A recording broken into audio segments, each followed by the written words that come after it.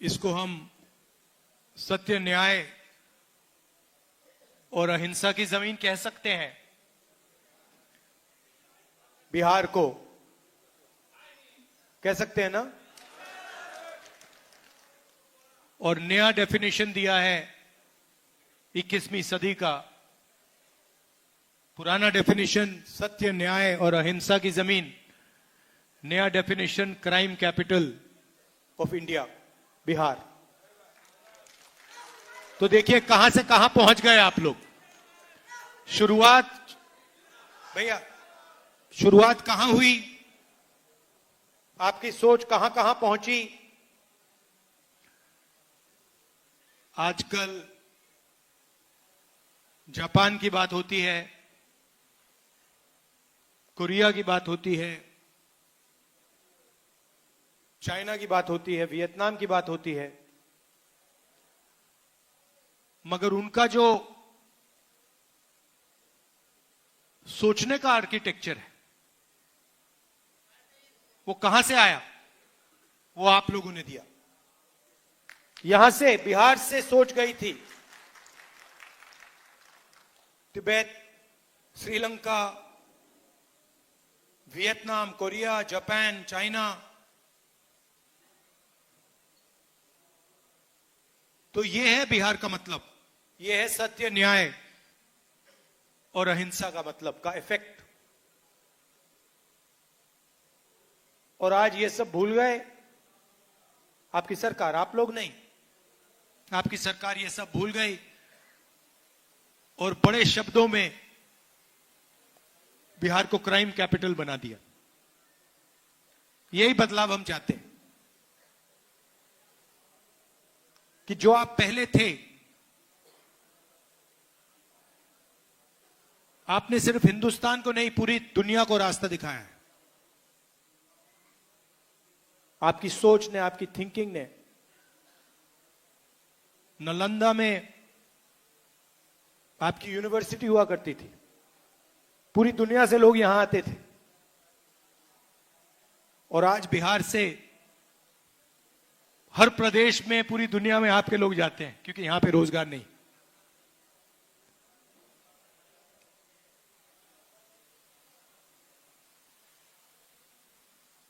मुझे भी सत्य में इंटरेस्ट है।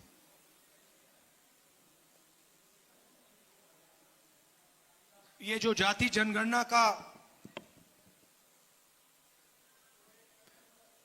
कि जो सोच है, ये मुझे काफी टाइम लगा इस बात को गहराई से समझने के लिए। मैं राजनीति में 2004 में आया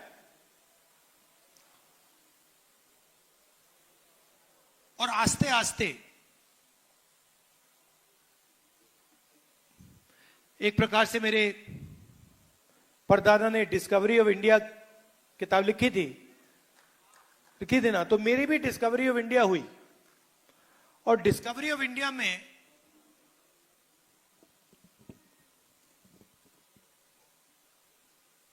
आस्ते आस्ते मुझे दिखने लगा कि जिसको हम इंडिया कहते हैं उसमें 90% लोगों की भागीदारी तो है ही नहीं, कहीं नहीं है। कोई भी सेक्टर देख लो आप, यहां पे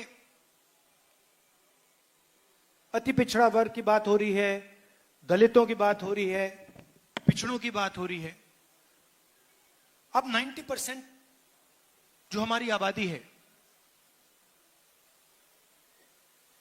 आप मुझे बताओ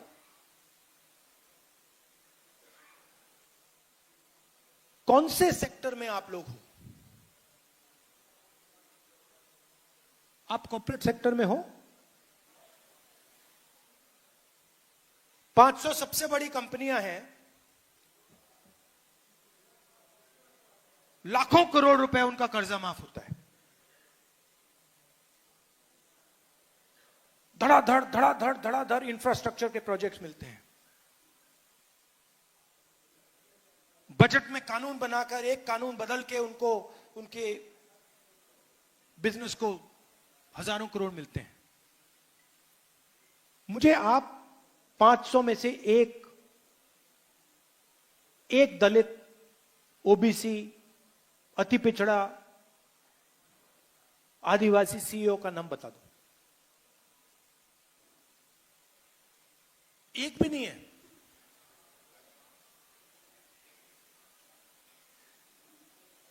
सीईओ छोड़िए, मैनेजमेंट टीम, सीनियर मैनेजमेंट, वहां मुझे दिखा दीजिए, वहां नहीं मिलेगा आपको। पहले सरकारी अस्पताल होते थे, अब प्राइवेट अस्पताल है। पहले सरकार आपका इलाज करवाती थी, अब आपको इलाज करवाने के लिए लाखों रुपए देने पड़ते हैं। प्राइवेट अस्पतालों को सरकार जमीन देती है। किसकी जमीन देती है? आपकी जमीन देती है। प्राइवेट अस्पतालों के मालिकों की लिस्ट निकालो, डॉक्टरों की लिस्ट निकालो, और मुझे आदिवासी नाम, अति पिछड़ा नाम, दलित नाम, पिछड़ा नाम दिखा दो वहां पे।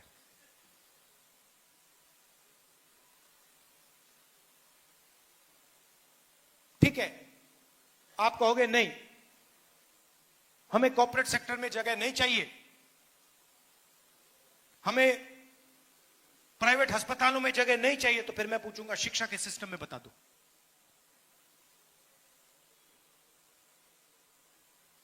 सारे के सारे स्कूल, यूनिवर्सिटी, कॉलेज प्राइवेटाइज, जमीन आपकी,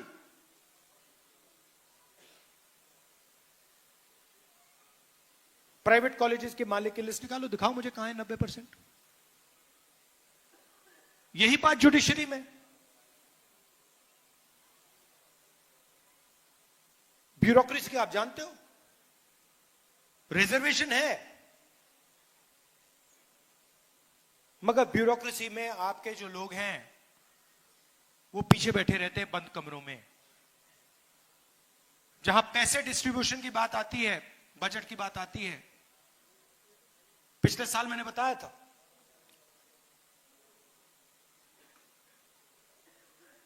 बजट 11 अफसरों ने बनाया, फोटो थी, 90% का उसमें कोई नहीं। बड़ी बड़ी मिनिस्ट्रीज को देख लीजिए,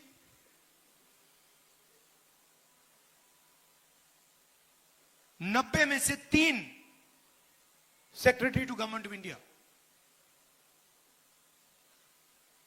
पिछड़ा थी, अति पिछड़ा वर्ग के। 90 में से 3, आपकी आबादी कम से कम 55%, 90 में से 3, और वो भी 3 छोटे छोटे विभागों में, जहां धन जाता है, फाइनेंस, डिफेंस, उधर कोई नहीं। और वही हालत आदिवासियों की, दलितों की। मजदूरों की लिस्ट निकालो, मनरेगा की लिस्ट निकालो, ऊबर ड्राइवर्स की लिस्ट निकालो, वहां पे सिर्फ आपको ओबीसी, दलित, अति पिछड़ा, ये लोग मिलेंगे। अब 2 हिंदुस्तान बन रहे हैं, ठीक है, अगर 2 हिंदुस्तान में 50% आपका कंट्रोल होता और 50% किसी और का, तो ठीक है, मगर आपकी आबादी 90% है और आपका कंट्रोल 5% भी नहीं है।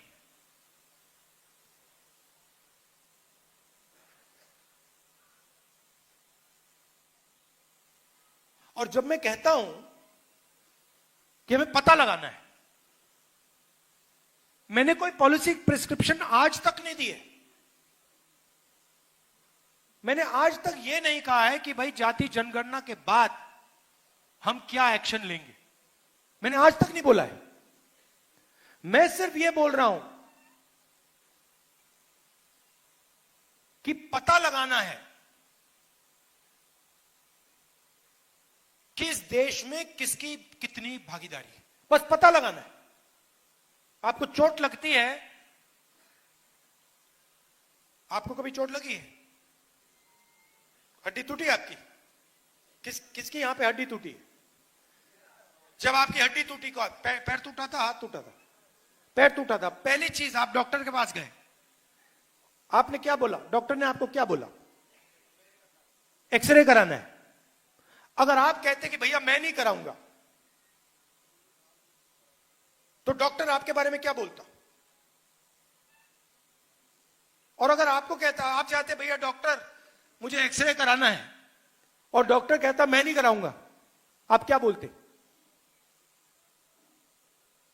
करवाना भाई, कैसे नहीं कराओगे? मेरा तो हाथ टूटा है, पैर टूटा है। मैं सिर्फ ये कह रहा हूं कि मुझे दिख रहा है, मुझे सच्चाई दिख रही है कि हिंदुस्तान में 90% को जबरदस्त दर्द हो रहा है, और ये 90% कहीं नहीं दिख रहा मुझे।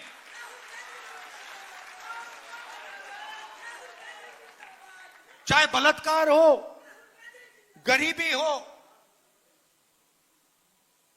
दुख हो, दुख के आप सबसे बड़े शेयर होल्डर हो।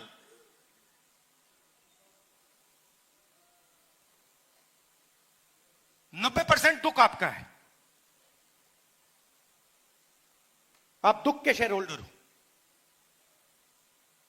बाकी कहीं भागीदारी नहीं आपकी। तो ये तो मुझे सच्चाई दिख रही है, और जैसे मैंने आपसे कहा मैं सच्चाई देखता हूं, मुझे सच्चाई में इंटरेस्ट है। तो मेरे माइंड में आइडिया आया कि भैया देखो पता लगाते हैं ये है क्या। देश का एक्सरे करते हैं। मोदी जी हर भाषण में कहते थे मैं ओबीसी हूं, हर भाषण में। जाति जनगणना के बाद कहते हैं हिंदुस्तान में तो जाति नहीं है। अरे हिंदुस्तान में जात नहीं है तो आप कैसे ओबीसी हो गए?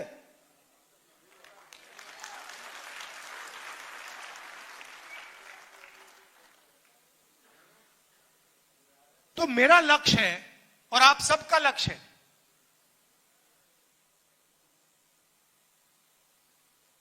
जाति जनगणना।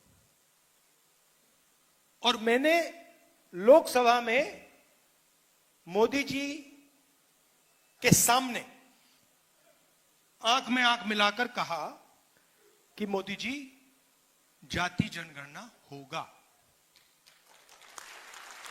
आप जानते हो उनको सरेंडर करने की आदत है। आप देखो, मैं आरएसएस से लड़ता हूं, मैं गहरी बात बोल रहा हूं। इनकी हिस्ट्री है, ये 2 मिनट में चिट्ठी लिखना शुरू कर देते हैं। आजकल मॉडर्न जमाना है, ठीक है भैया, चिट्ठी नहीं लिखेंगे, आजकल व्हाट्सएप मार देंगे। ट्रंप साहब ने 11 बार बोला है, 11 बार, कि मैंने नरेंद्र मोदी को सरेंडर करवा दिया। 11 बार बोला है पब्लिक में। नरेंद्र मोदी जी चू नहीं कर पा रहे हैं। नरेंद्र मोदी ये नहीं बोल पा रहे हैं कि ये जो ट्रंप है ये झूठ बोल रहा है, क्योंकि वो सच्चाई है। और मुझे मालूम था कि जिस दिन हमने थोड़ा सा दबाव डाल दिया उस दिन एकदम सरेंडर कर जाएंगे। मगर आप गलत फहमी में मत रहिए। ये जाति जनगणना जो करा रहे ना, ये असली जाति जनगणना नहीं कराएंगे, कभी नहीं कराएंगे। क्योंकि जिस दिन इन्होंने जाति जनगणना, असली जाति जनगणना कर लिया, उस दिन इनकी राजनीति समाप्त हो जाएगी, खत्म हो जाएगी। ये नहीं कर सकते हैं। जाति जनगणना के 2 तरीके हैं, एक बीजेपी का मॉडल, एक तेलंगाना का मॉडल। इसमें मैं आपको फर्क समझाना चाहता हूं। बीजेपी के मॉडल में बंद कमरे में अफसरों ने सवाल डिसाइड किए हैं। उन अफसरों में 90% का कोई नहीं था। बात समझिए, जाति जनगणना में सबसे जरूरी बात कौन से सवाल पूछे जा रहे हैं।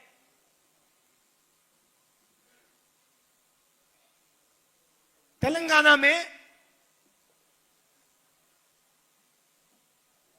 हमने तेलंगाना की जनता से खुला सवाल पूछा, पब्लिकली पूछा।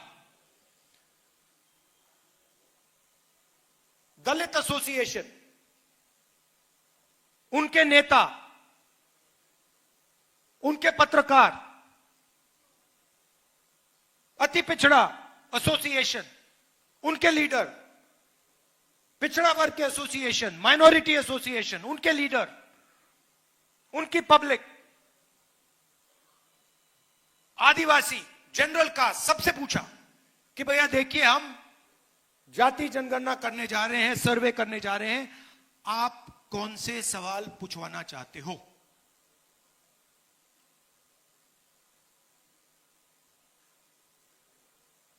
दलितों से हमने पूछा, उन्होंने कहा देखिए, हम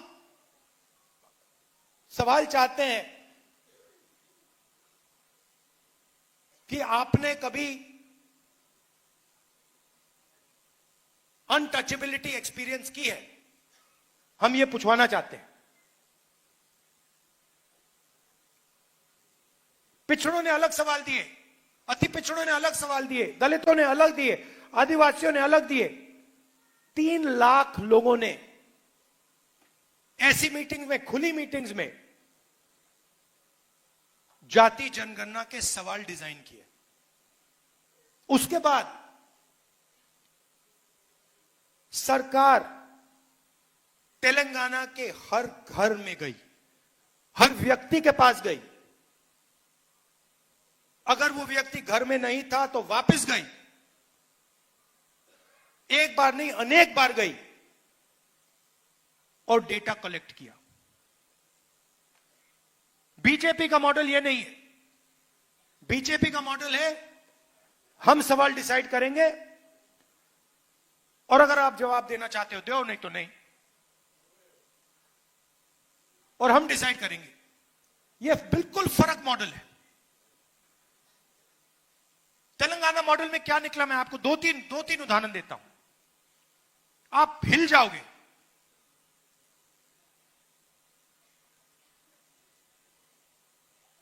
सरकारी कॉन्ट्रैक्ट्स देखे हमने।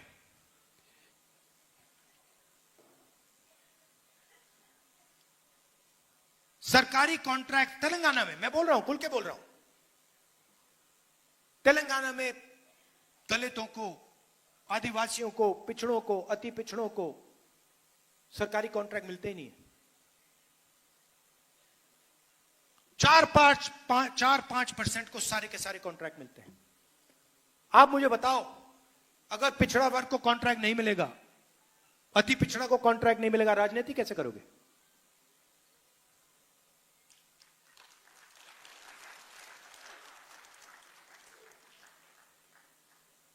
हमने उबर ड्राइवर्स की लिस्ट निकाली है जो डिलीवरी करते हैं। क्या करते हो? उबर ड्राइवर हूं। क्या करते हो? डिलीवरी करता हूं। क्या करते हो? पिज्जा डिलीवर करता हूं। उसमें सिर्फ पिछड़ा, अति पिछड़ा, दलित, आदिवासी।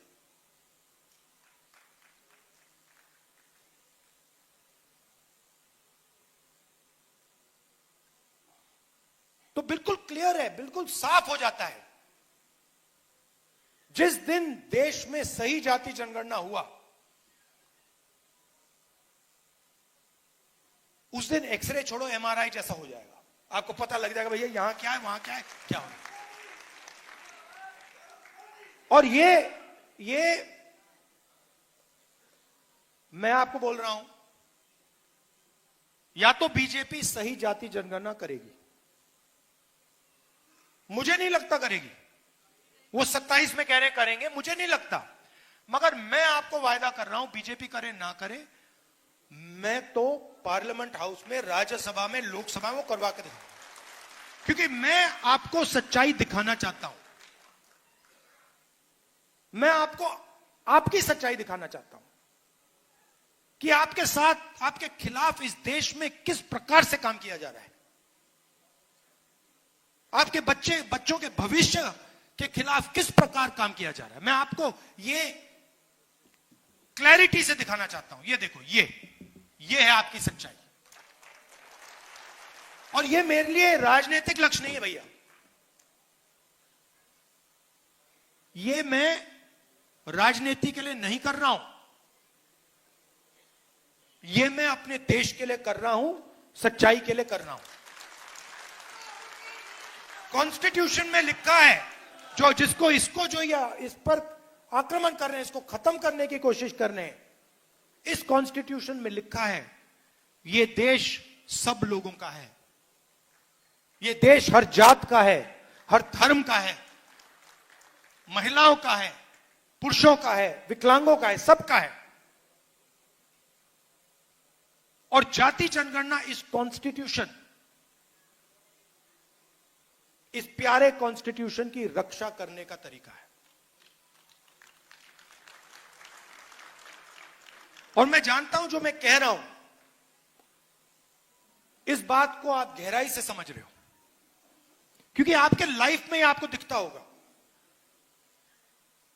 अभी मैं आया, छोटी सी बच्ची मुझे कहती है मैं डॉक्टर बनूंगी।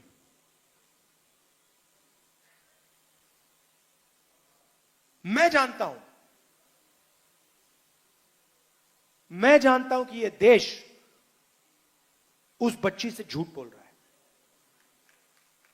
मैं जानता हूं क्योंकि वो अति पिछड़े वर्ग की है, वो डॉक्टर नहीं बनेगी, क्योंकि आप लोगों के लिए रास्ते बंद हैं। और मैं वैसा देश नहीं चाहता हूं जो अपने बच्चों को झूठ बोले। डॉक्टर बनोगे, लॉयर बनोगे, कंपनी चलाओगे, आईएएस अफसर बनोगे, और फिर लिस्ट निकालो, कुछ नहीं, 90% उस लिस्ट में है ही नहीं। उसमें गरीब जनरल कास्ट के भी लोग हैं, वो भी परे किए गए हैं। 95% लोगों के लिए इस देश में कुछ नहीं है। पहले पब्लिक सेक्टर हुआ करता था, सारा का सारा प्राइवेटाइज कर दिया। अदानी, अंबानी, ये नाम आप जानते हो। पोर्ट, एयरपोर्ट,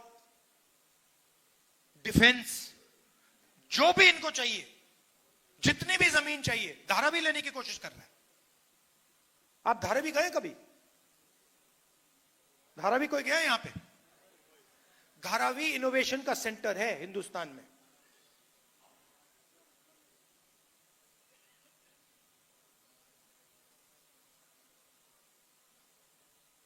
पूरी की पूरी जमीन ले जा रहा है,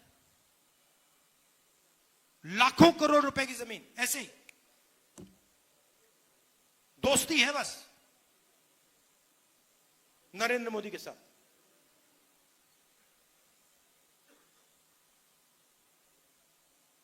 लाखों लोगों को बर्बाद कर रहा है।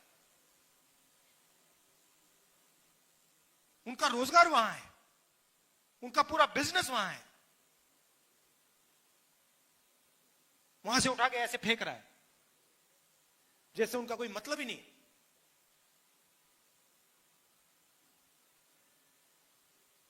अपने आप को महाराजा सोचता है। हां, तो ये लड़ाई हो रही है। दूसरी बात, और उतनी ही जरूरी बात,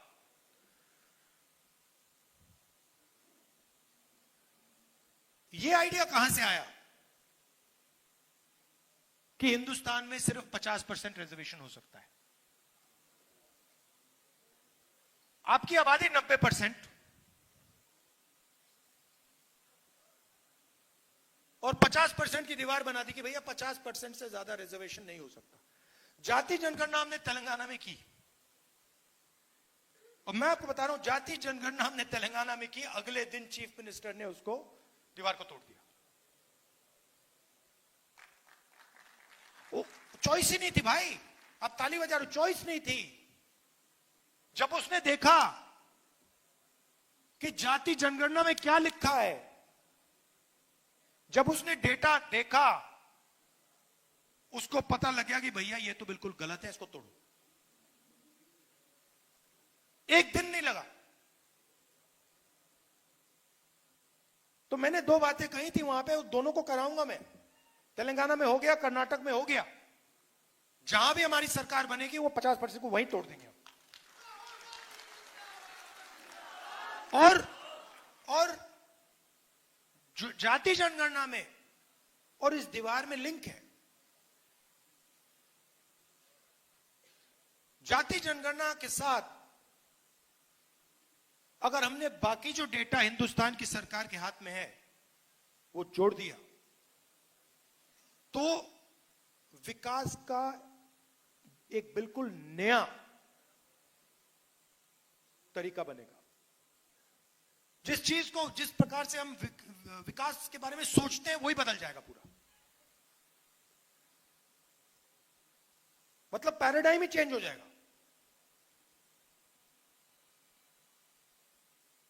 और ये बिहार से शुरुआत होगी।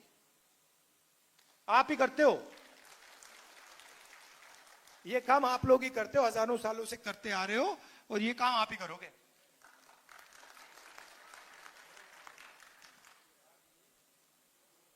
सही बात है ना? ये आपके अंदर है, डीएनए में है। आपके बिना ये नहीं बन सकता, आपकी सोच के बिना ये नहीं बन सकता हिंदुस्तान में। ये कहते हैं कि ये 1947 में किताब लिखी गई है। नहीं, ये हजारों साल पुरानी किताब है। ये इस किताब में हजारों साल पुरानी सोच है। अभी आपने बुद्ध भगवान की मुझे फोटो दी और मूर्ति दी, क्या उनकी सोच इसमें नहीं है? ये पूरी किताब उनकी सोच के बारे में है। उन्होंने 3000 साल पहले बात बोली थी। अंबेडकर जी, गांधी जी, नारायण गुरु, पेरियार, बसवन्ना, इन सबकी सोच इस किताब में है। और इसी सोच के लिए, इसी किताब के लिए हम लड़ रहे हैं। हजारों साल से आरएसएस की सोच इस सोच को खत्म करने की कोशिश कर रही। ये पुरानी लड़ाई है। ये मत सोचिए कि ये बीजेपी और कांग्रेस के बीच में लड़ाई है। ये हजारों साल पुरानी लड़ाई चल रही है। हजारों साल पुरानी लड़ाई है ये बस उसका मॉडर्न रूप है।